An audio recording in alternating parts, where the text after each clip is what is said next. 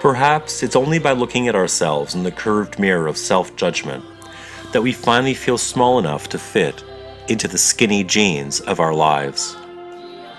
Sometimes, perhaps, it takes a wise old owl to sit on a branch and tell us with certainty, do not look at those things. You can be better. Darling, you are a bird like me. Focus on your plumage and wings. Everything else bounces in time, like reflections in a hall of mirrors. Do not allow the weight of self-judgment to arch your back towards the ground. It is your way to chase the sun across the sky until the moon's light sends your intuition higher.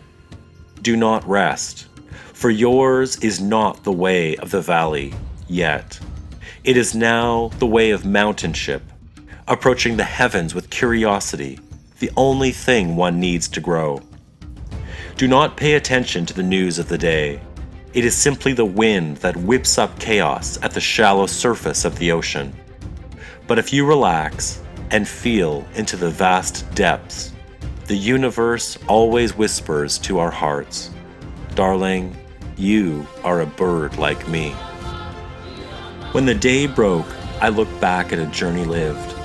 I looked back through time to see an idea stretched like toffee, starting with the golden dreams of a child, into the years of adolescence, through suits and through fruits, to jello, to love. I remember days gone that were once only a dream imagined. I remember days to come that will one day be gone too. Artistry. Perhaps leadership is not all it's cracked up to be, but creation is something I could trial. Something that would allow me to be a reflective organ, pumping dreams from deep in the soil, up through the pipes of the intellect and out like notes of wonder. Perhaps I could create value. This is the way of mountainship, a reflection up and out of the valley, out of the soul, as it whispers, darling, you are a bird like me. A prismatic fragmentation, not a singleton but a multiple birth, a community of discrete selves, spelled C-E-L-L-V-E-S, aspects of personality baked into the cellular makeup of a multi-perspectival consciousness cake, parts of a whole calling out, darling, you are a bird like me. I've walked with bated breath along the bottom of the ocean, climbing floors to gain vantage, opening heavy doors to see in and around, sitting through meetings of supposed importance, seeing the streams of my life dangerously flirting with so much 11th hour repentance. But I could see through the murky waters of time as dust got kicked in my face. I did not want to be another suit yearning for suitlessness.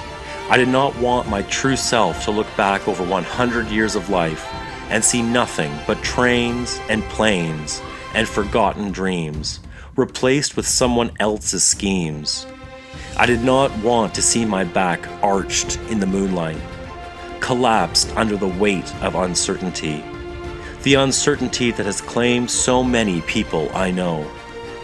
The type of energy that moves in when the heart of the golden self does not beat, when its breath does not breathe, when its dreams are replaced with financial projections and the responsibilities of adulthood. In my valley there are quests and ships and adventure and life, spiders crawling up scary things and dragons flying through with wings that beat my heart faster. I see eagles circling as part of the web of my inner world, the world of my illness and the world of my soul, the world of metaphor and imagination, the world of the mythopoetic and of mountainship, valleys and wise old birds, a symbolic place of inner metaphors corresponding to the outer world, the place where the dreamer awakens and finds himself in a strange land, living in the regular world of work and life, but imbued with the symbols and dreams of a vast collective unconscious. Symbols swirling from the inside to the outside and back.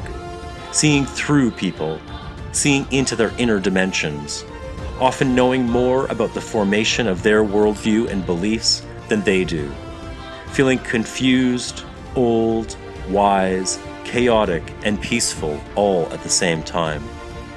The world pouring down my throat and being pushed back by the mythological realm.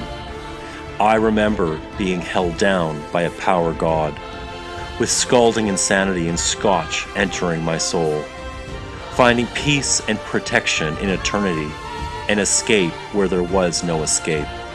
But I did escape in a physical way, through a small sliding window in a bathroom of a house long demolished.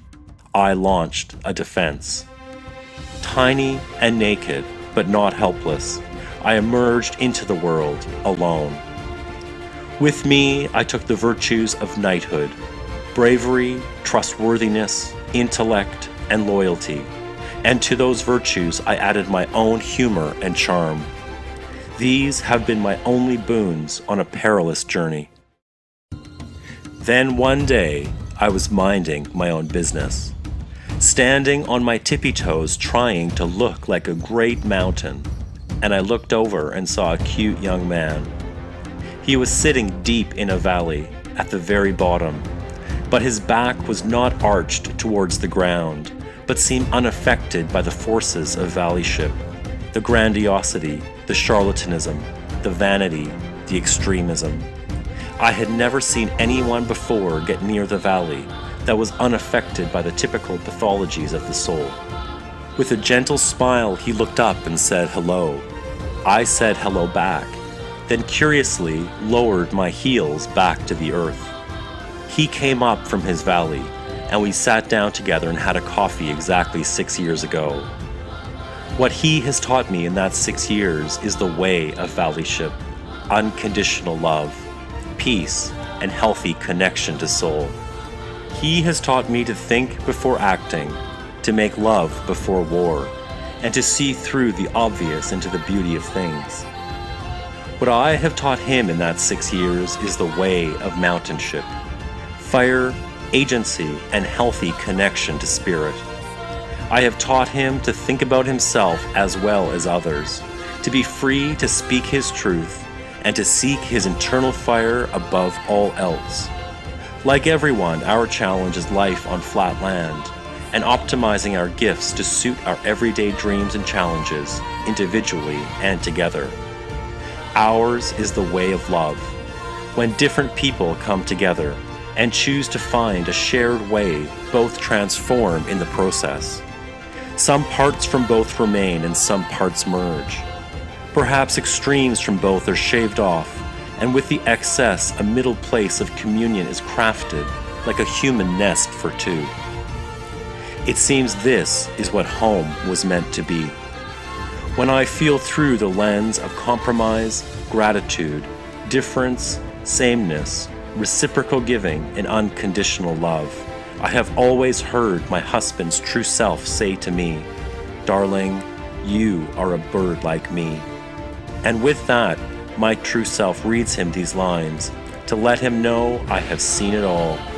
And I say back to him, "Beau, despite any differences, I have always known we are two birds of a kind. Thank you so much for everything. Through just being you, you have given me more than I could have ever asked for. I love our life together. You are amazing, and I love you."